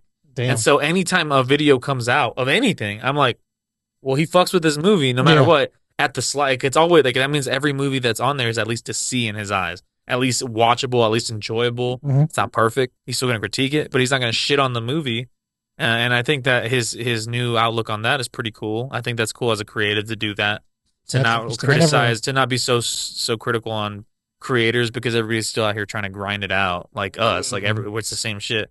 And so that's why I always respected his reviews when they come out because I'm like, oh well, he's putting out a review on a movie and there must be something good about it. There must be something he liked about it because it's just like I said, he's not going to talk about shit he doesn't like because he doesn't feel like it's worth shitting on other creators. Right. And so that's probably why the only reason I really watch his stuff, and I don't take everything to heart. I just listen to what he says. I'm like, okay, well that makes me kind of very much more intrigued. It definitely doesn't sell me more on the movie, but it makes me like more confidence that hey, I should maybe I can maybe spend a credit on this movie, or I can spend I can go on Ticket Tuesdays and get a $5 movie. Like Yeah. I'm down to do that. Yeah. I'm not down to go on a weekend and spend $15 a fucking ticket. Yeah. But I'm down to go on a Tuesday and watch a movie like Mexican Tuesday night. Yeah. That's cool. So yeah, like reviews. I don't give a fuck about no tomatoes, but no IMDb and all that shit. I like to see what people talk about. And Stuckman's probably the guy I watch when it comes to the reviews. So what about you, Sam? Have you ever not been interested in a movie and then you watched the review or read a review or something and suddenly you want to watch the movie? Yeah. Absolutely. There's even more recently, I want to touch on maybe watching a review that turned me off a movie, The Strangers. I watched the Jeremy Johns review earlier today of The Strangers Chapter 1. He didn't give it a good review. I keep up with 3C Films. Shout out to 3C. Shout out. 3C. Yeah, dude. He gives some good spoiler-free reviews, and it's kind of touching on, I guess, the quality of the movie, I guess, more so than just like what's actually happening. And yeah, man, that's just something that killed my spirit for the movie I wanted to see. And in the same light, when I hear a positive review, it's something that kind of like it encourages me to want to see something. It kind of like it pushes me in that direction because maybe I'm skeptical. I'm a big person that doesn't want to look into too much of like the background of something I want to watch, like see a lot. Like I watch the trailer and that's kind of where I cut it off. Mm-hmm. I don't want to see anything else until I see the movie. But then maybe I'll creep in a little bit of a review just to kind of get a a spoiler-free review. Yeah. Right. Absolutely. So like, yeah, man, there's a lot of those that kind of pull me into certain films and also deter me. And to be honest, I want to, in a small honorable mention of like a topic is me, like with how life is fucking crazy. And since COVID, things have been totally different in everybody's life. But like me, sometimes I just don't see fucking trailers at all. At all. And so when I find out that I'm gonna go see a movie and I've never seen the trailer, that is something that actually gets me super hungry for a film. Yeah. When I have never seen a trailer, like I never saw a trailer for Godzilla -1. I just wanted to go see the movie, and I was like, "What the fuck? This is an amazing movie." So that actually gets me kind of hype when I've never, and that's happened to me a lot since COVID. That's happened to me so much. I just go to movies blind. Yeah, dude. Totally fucking blind. Because trailers these days are different because back in the day, they used to show you back in the day, I want to say like 90s, 2000s, like there was the movie trailer Voice Guy, and they would just give you the premise of the movie. These days, two friends from Lionsgate Films in a world. No, I can't even do it. No, but like these days, it feels like the trailers give away the entire movie, even the endings. And even like the director of Terminator Genesis, not a good movie by the way, but was that the one with Christian Bale? No, that's Salvation. Genesis is the one where like that one came out like it had 2010s. Right? It had Daenerys Targaryen, Emilia Clarke as Sarah Connor. Anyways, so the movie, the trailer gave away a spoiler, and the director wanted that to be a surprise in the theater, but the trailer gave it away, and he was pissed. The director had no control over the marketing. And so basically the studio just cut the trailer and gave away the spoiler of who the villain is. And that was like, damn, that was a really good way of selling the movie, but it sucks that they couldn't save it. But yeah, there's two things that I want to just mention about this topic. Number one, I'm a little bit mixed because I like to consume all trailers, like even TV spots. Really? And like the thing is these days, there's like 5 trailers and 50 TV spots and like per movie. And I got to say that it sucks because having watched all the content like leading up to the release and actually like I know what's about to happen, or I know that this character didn't die because this shot was in the trailer. So they're going to come back later on and like those kind of things.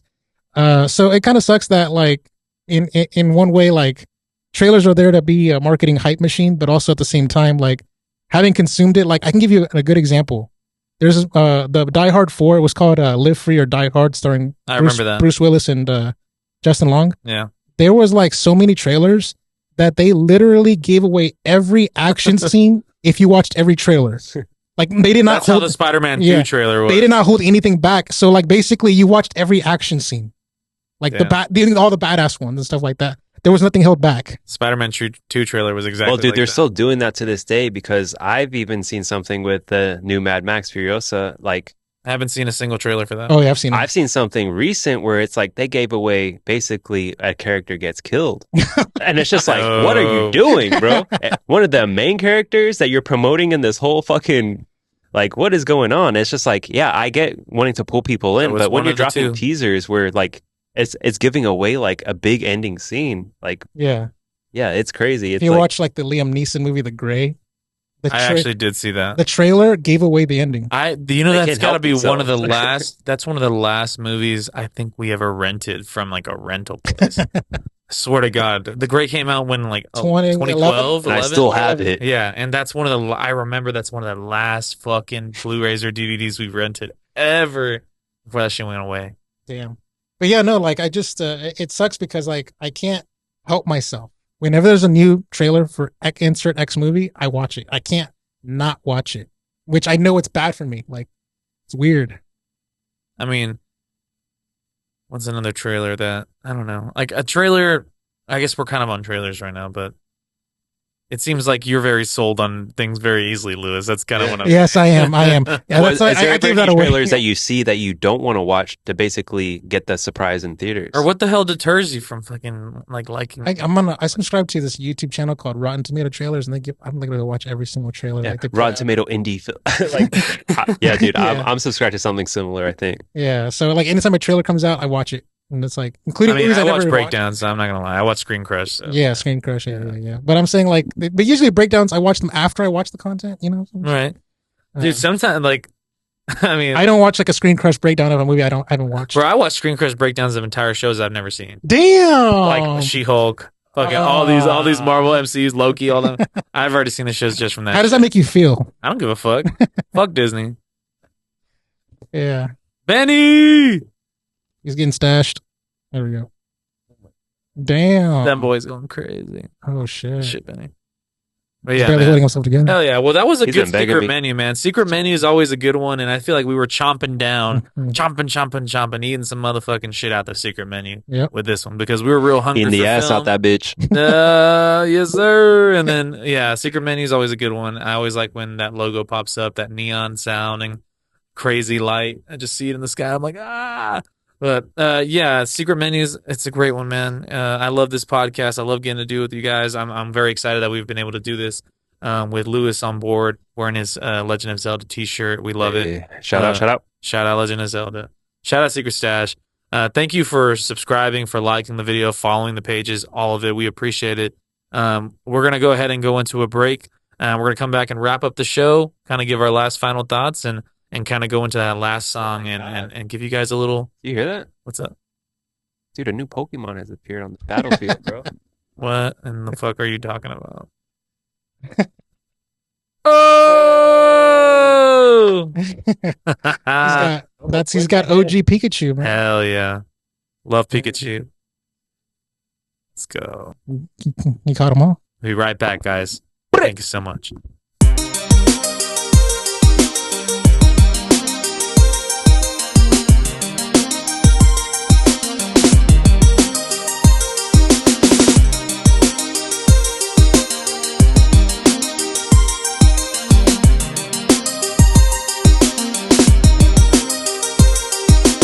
All right, guys. Thank you so much for joining us on that secret menu. That was a good closing segment there. We're going to go ahead and just wrap it up and kind of see what everybody's up to this week. What everybody's watching, listening to. Any plans you have this week? How's everything going? Louis, you got anything going on? Yeah. The season finale for X-Men 97 came out earlier this week, and I'm actually waiting. That's already out? Yeah, it's out. The season finale for X-Men 97 is out. Oh, shit. I deliberately did not watch it because I'm going to wait to watch it with Troy. So that way I can have my first like genuine reaction to the finale. Okay. So that way I'll probably talk about it next week.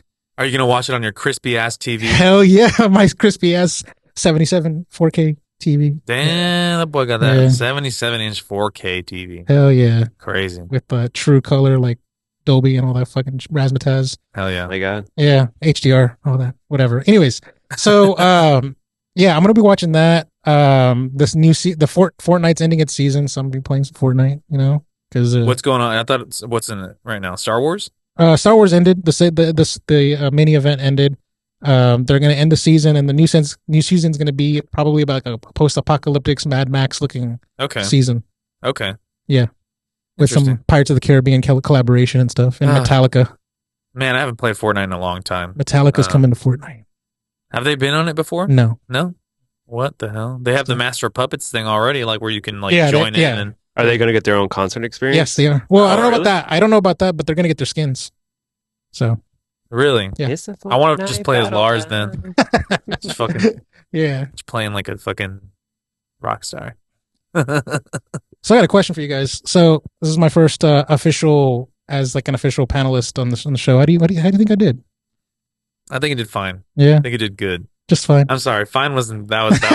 Yeah, you did absolutely okay. Absolutely mediocre. 5 out of 10. No, you were great. You were great. I had a lot of fun. It was like riding a bike. It was the same shit as it always is.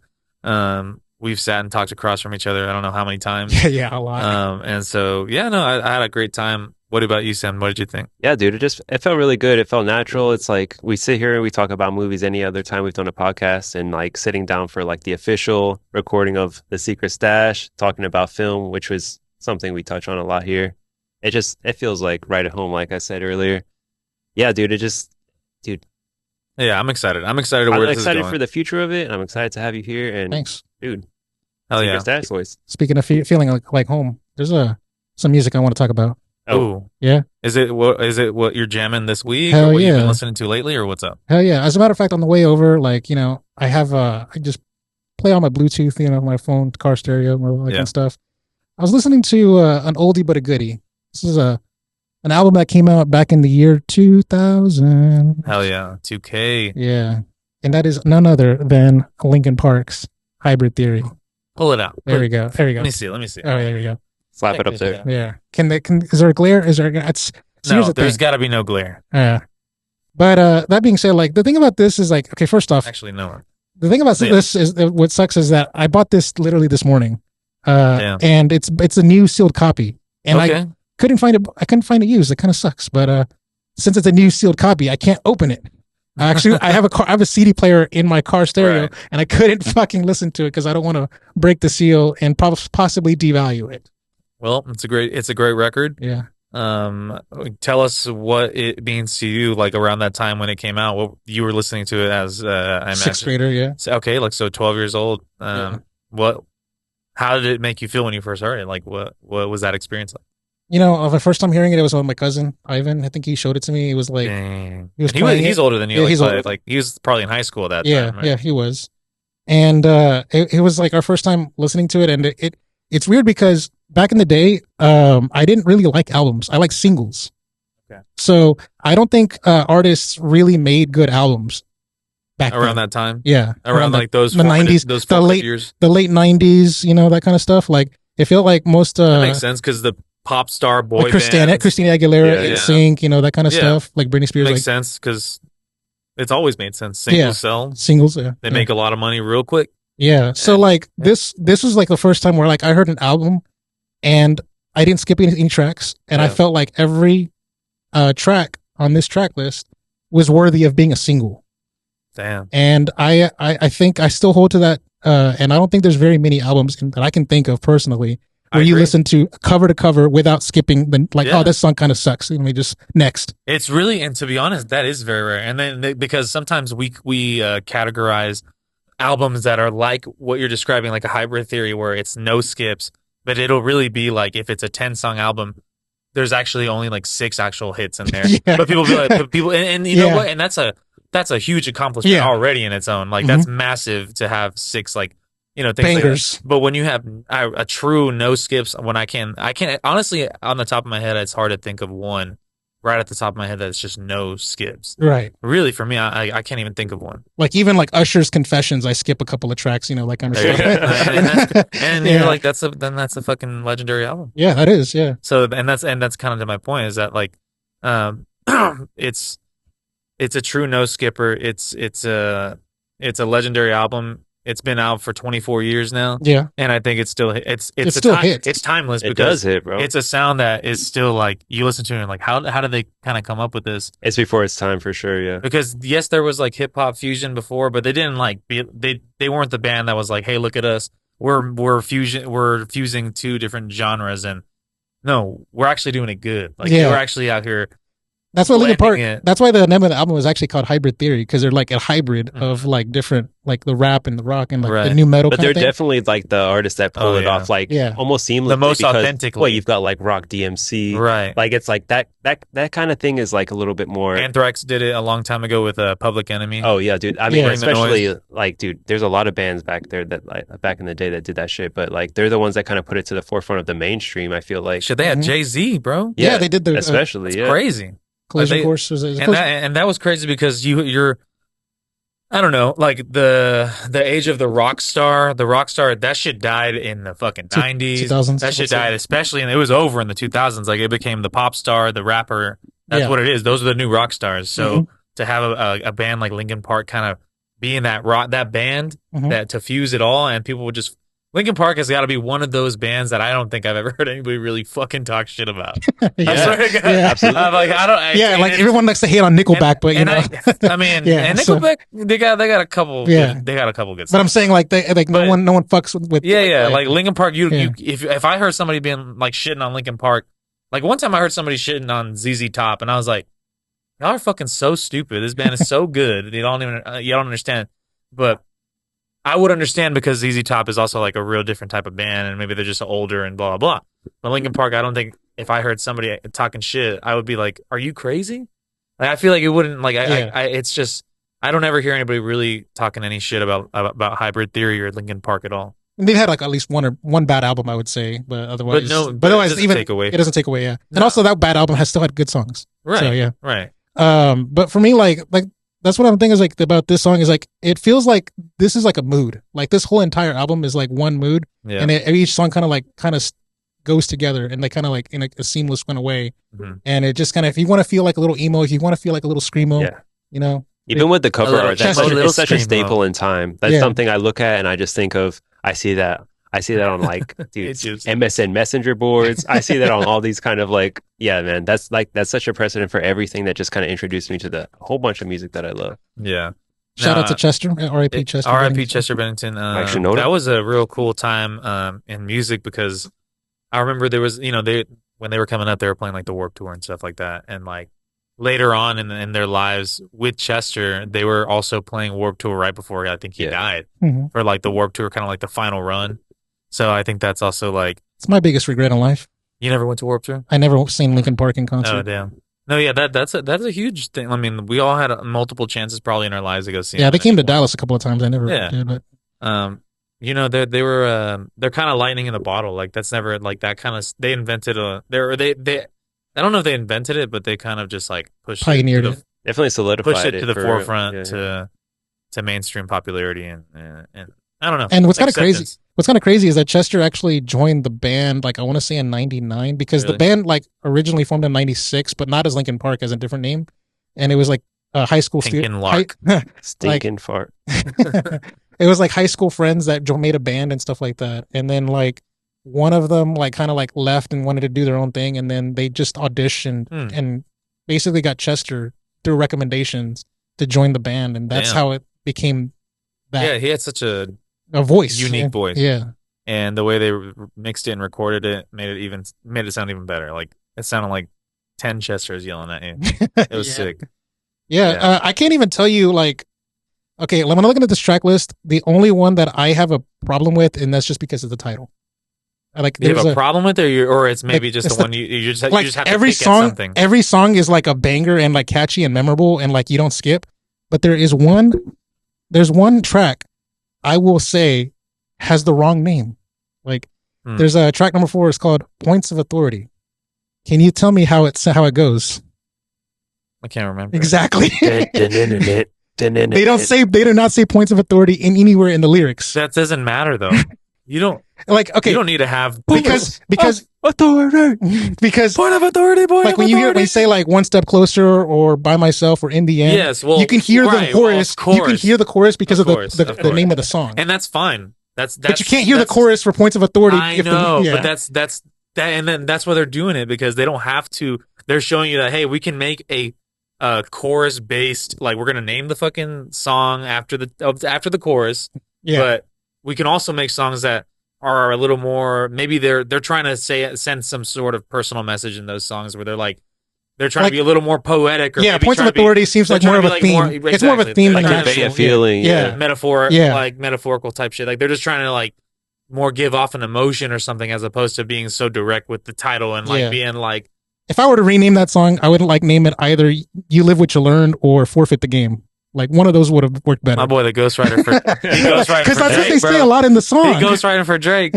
like that's the only thing. The only reason why I can tell you that is because like when I looked at the track list when I bought this thing, I could not remember how Points of Authority goes like. Did you go back and listen? I went back and listened to it. Like oh yeah, now I remember that song. But that's the thing. But okay, did you like it? Yeah, of course. But I'm saying like if you named it like Forfeit the Game, I would have known the chorus. Forfeit the Game. You live what you learn. Yeah. So I would have been able to learn Metallica, bro. I would have been able to like remember the song better. I would have been able to like hear it in my head better. Hell yeah. If it was retitled. Man, you know what I'm still listening to? I'm gonna go ahead and piggyback off of you, Louis. Ever since that episode we had and we were talking about Walk the Line, man, I've been on a Johnny Cash kick, bro. I'm just out here listening to the Man in Black. I'm out here just jamming Johnny Cash. Even today during my workout, I just put some Johnny Cash on. I worked out to live at Folsom Prison. I felt like I was just out there working, dude, hitting legs like crazy. And my dad's like, "Who's this?" And I was like, "Dad, this is like the legend of the American corridos." I was like, "This guy is like the goat of all that. Like, just the working man's music. Just put this shit on and just get to work." I don't know, man. That's what I've been jamming. I've been listening to a lot of old like folk rock, and Johnny Cash just has really been hitting lately. It gets you up. I mean, for me, it gets me real just hyped up. A lot of JR. Fun fact, I did not know that Hurt was a Nine Inch Nails cover until like 5-10 years ago. What the fuck? You're funny. That's crazy. Yeah, no. And yeah, shout out to that particular record. I've just been on it all day, just listening to the Legacy Edition, which is like because it was multiple shows like at Folsom Prison. I've been listening to both versions of it and hearing the same songs played again, but they're played just a little bit differently every single time. You've been listening to all of that based off of the past episode, just talking about Johnny Cash and Walk the Line, because me and Daisy watched Walk the Line. Oh yeah. And we're man, for me, I couldn't stop raving about it. I couldn't stop remembering. Like I only saw it once before that, and seeing it again, dude, listening to those songs, seeing Joaquin go absolutely crazy on the character, on the person, and then me going to YouTube and watching all these old videos of him performing, talking, interviews, everything, and it's just like, wow, like this man was crazy, and he lived a true like tragic like kind of love story. It was really cool. Like he was like, nursed back to health by his lover, and it was like a beautiful story. So like the person that he was, it translates to the music and is very real. And seeing like and hearing the reactions of the crowd in that record, like prisoners in a fucking prison screaming like crazy, like fans like freaking out, watching their idol and watching somebody that's there because they care to like give these people some sort of like sense of humanity. And that's what that the guy was first, and it translated into the music, into what he was speaking out to the people. Because sure, he had been in jail before, but he was never like a fucking prisoner. But the music he wrote was like coming from a real place of like pain and like suffering. And so like that was there, but he's telling it in the story of like either the prisoner or the fucking guy, the cowboy or something like that. He's always telling a different story, but he's writing it in a fiction, but it's in a very realistic way. Like that's why I like his songs. Even the slow ballads, bro, they're just real slow, and they're real fucking. It gives you time to kind of digest it all. It's drawn out. He's got a very distinct voice. It's so good. His lows, bro. I'm like seriously obsessed with the way he sings, bro, because he goes up and down, and he shows a lot with so little. Like it's kind of crazy. He's a genius. Actually, I the other day genius. I ran into like a short YouTube short where it was AI Johnny Cash, and Damn. it was wrong but so right, where they had him singing a Johnny Cash AI cover of Taylor Swift's Blank Space. What the fuck? And it worked. And I was like, oh my God, I should hate this, but I love it. You know, It's so good, man. Even my dad was like, who is this? He was like, I like this. This is cool. Like while I was working out, he was just loading some stuff in the back of his truck, and he was going in and out of like where I was working out, and he was just like, he was like, I like this. This is cool. I was like, yeah. I mean, I was like, Dad, you probably listen to this. They probably played at some point in your life, maybe even in Mexico or in your life. Like it's been around since the 50s, right? So yeah, it's really cool because I told him I was like, this is essentially like the same stuff my dad likes in like Mexican regional music, but like in the American version. Like this guy would just told folk stories and made up characters and scenarios and also told stories that were more personal to him too. So like that's why I've been jamming him and appreciating him and the legacy that he's left behind, because you can't forget about artists, bro. People people put that shit on this earth for a reason. They fucking leave that shit behind, and if that's all that's left of them, sometimes that's all that's left of them, bro. That's the whole point. Is like that's why they do that. That's why that motherfucker is immortal, and that's why I still listen to him today. And when I die a long time from now, bro, it's gonna be forever since he's been gone or when he got started. It's gonna be a century, you know. So it's like the dude is gonna be immortal forever. Like his music's gonna go forever. Mm-hmm. Louis is gonna go forever. Johnny Cash, yeah. Johnny Cash, man. He's a go. Go. Yeah, yo. What about you, bro? What are you listening to? This is gonna be a nice little sign off. Dude, I feel like almost a broken record at this point because we're touching back on like the films we touched on last episode with Walk the Line, and what kind of got me back into it was talking about biopics and talking about the new Bob Dylan film coming out. Timothy Chardonnay. Boy, Timothy Chardonnay. The great unknown. Timothy Chalamet. And the more I see coming out about that, the more I just kind of want to listen to the album that had kind of come out around that time. Yeah. Which is like, I think it's called The Great Freewheelin' Bob Dylan. The Great Freewheelin' Bob Dylan.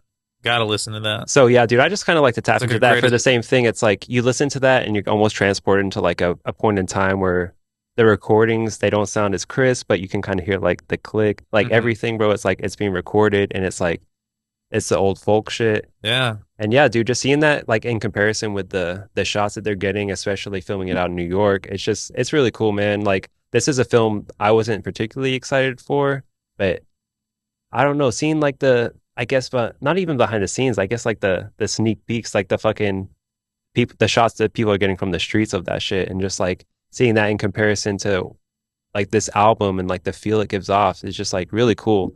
And I don't want to keep touching back on this too much after this episode, but it's just I've been listening to a lot of Bob Dylan, especially that album, especially from that period. It's good to listen to. It's just like I said, it's a timeless music. That's why I listen to Johnny Cash. It's that timeless stuff you can kind of listen to and just get you transport it to this time, you get the feel, and like I said, when I was working out and I was like listening to it, it made me just like want to just push more. Yeah. And it's crazy because like you would think that you need some hard, heavy hitting music to really like push you. Sometimes it's just a little like in a real, and you hear the words, and sometimes you're just like listening to what he's saying. It's almost like so simple. Shit. It's just like you just want to. Why haven't I thought of it like that, dude? It's crazy because that's how I felt sometimes when I listen to like the old Mexican music I listen to too. I've listened to that while I worked out before, and it's made me want to just, like I said, just like push harder for some reason. Yeah. And it's weird because I'm like, why?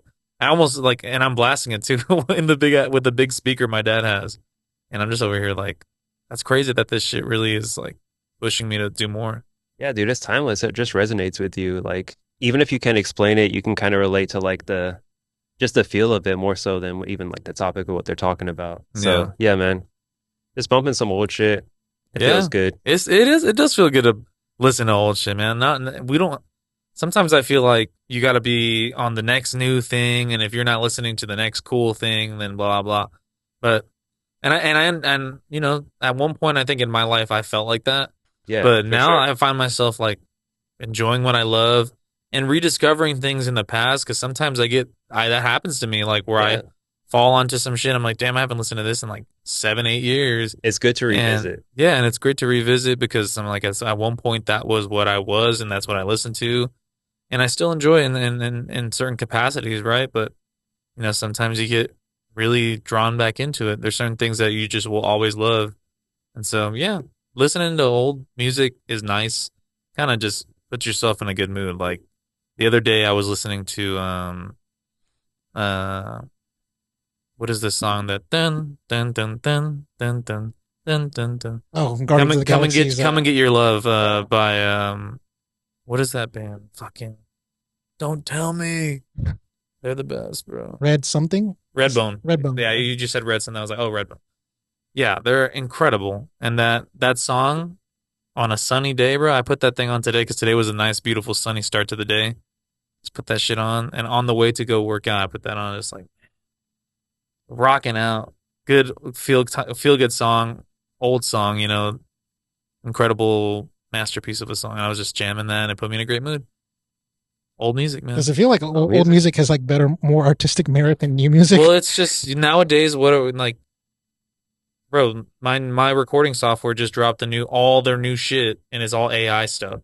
So yeah, that's my answer right there. Well, I think it's almost like they're kind of like they're the first people to approach like conveying the feeling with their music, right? It's like it's as real as it says because my dreams come true. Because you had to record everything to like tape and stuff, and you have to like layer and there was a lot of more manual like ways of recording. They're coming up these melodies fresh, and now at this point, these melodies have been repeated and like dissected. Like Bohemian Rhapsody was actually complicated recording.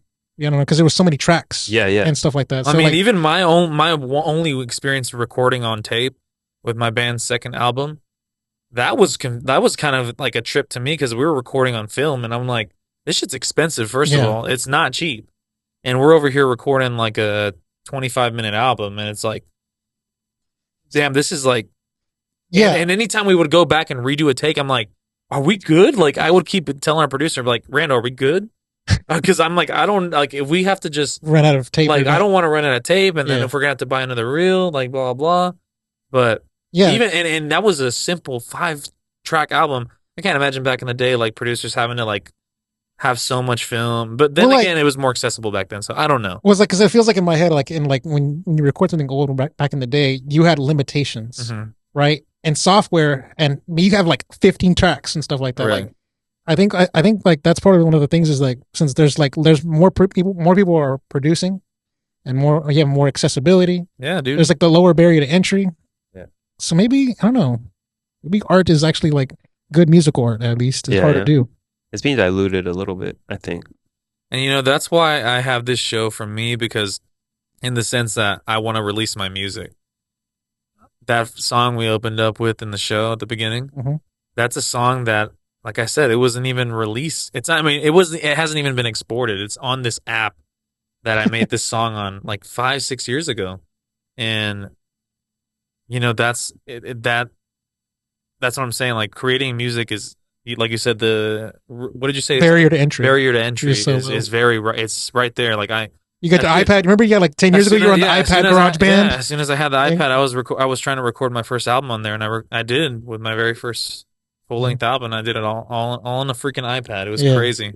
And yeah, I mean, I feel like nowadays, that's why I feel like this is the perfect outlet to be able to like show you guys my music, because every song you hear, especially for you, Sam's heard a lot of my shit that's like deep cuts and stuff, but like you've never really heard any of my stuff, and it's just like I got drives on drives on drives that are just, it's like hundreds of songs, man, and they're just sitting there. So that's why every song, that's why I'm glad I have this Bluetooth thing so I can actually play the actual track, because yeah, man, I got to find some way to export it, but I'm gonna get it done. But I think we should go ahead and close the show out with that song. What do you guys think? Yeah. It's been a great. I've had a really good show. I mean, especially in this closeout. This closeout was actually better than I thought. I really appreciate you coming out, Louis, and going from producer to co-host. It was very seamless. It was awesome. I know Josie's happy. I put my time in as a production assistant and stuff like that. That's great. You put in your time. Now you're on the hot seat. Sam, thank you for being here as well, man. Yeah, dude. I just want to say, it was also the night that the skeletons came to life. Let's go! Oh my God, Eddie Kramer now, bro. I told you all the time, he's crazy. Hell yeah. He's crazy. The guy's a madman. He's from another universe, but he's our boy. Yep. That's that boy. That's that boy, Benny Bandito. Keeper of the secrets, holder of the stash. Thank you all for joining us on another episode of Secret Stash. That was episode 4.